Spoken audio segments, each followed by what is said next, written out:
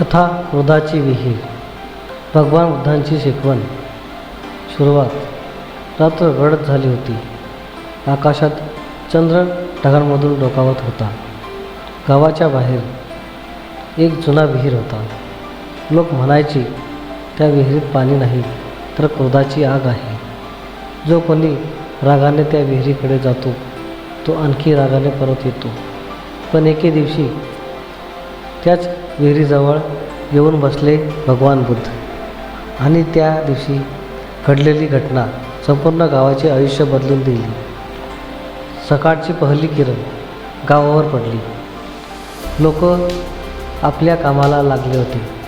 तेवढ्यात एक तरुण रागाने गावात आला. त्याचे नाव होते सोमेल. त्याच्या चेहऱ्यावर राग होता आणि मनात तक्रार. तो जोरात ओरडला, हे गाव खोटे आहे, कोणीच माझी मदत करत नाही. लोक घाबरले. एक वृद्ध माणूस म्हणाला, जर तुला उत्तर हवे असेल तर बुद्धांकडे जा. गावाच्या बाहेर मोठ्या वाड्याच्या झाडाखाली भगवान बुद्ध शांत बसले होते.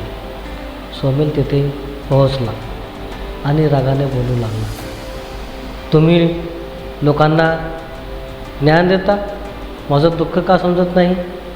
बुद्ध शांत होते. त्यांच्या शिष्यांना राग आला. एक शिष्य उठून म्हणाला, गुरुदेव परवानगी द्या. पण बुद्धांनी हात उंच करून सांगितले, बसून राहा. बुद्ध सोमेलला घेऊन त्या जुन्या विहिरीजवळ गेले. बुद्ध म्हणाले, या विहिरीत पहा. सोमेलने पाण्यात पाहिले. त्याला दिसला त्याचा स्वतःचा रागाने भरलेला चेहरा. बुद्ध शांतपणे म्हणाले, विहीर दोषी नाही, तुझं मन दोषी आहे. बुद्ध म्हणाले, मन शांत असेल तर जग शांत दिसेल. मन रागाने भरले असेल तर सर्वत्र आग दिसेल. सोमेलच्या डोळ्यात पाणी आले. तो बुद्धांच्या चरणी पडला. गुरुदेव मला माफ करा. बुद्ध हसले आणि म्हणाले, क्षमाशक्तीपेक्षा मोठी शक्ती नाही. त्या दिवसानंतर गावात लोकांनी एक गोष्ट शिकली, क्रोध हा शत्रू नाही, क्रोधाला धरून ठेवणे ही खरी समस्या आहे. आणि बुद्धांची ही शिकवण पिढ्यानुपिढ्या सांगितली जाऊ लागली. शांती हेच सर्वात मोठी शक्ती आहे.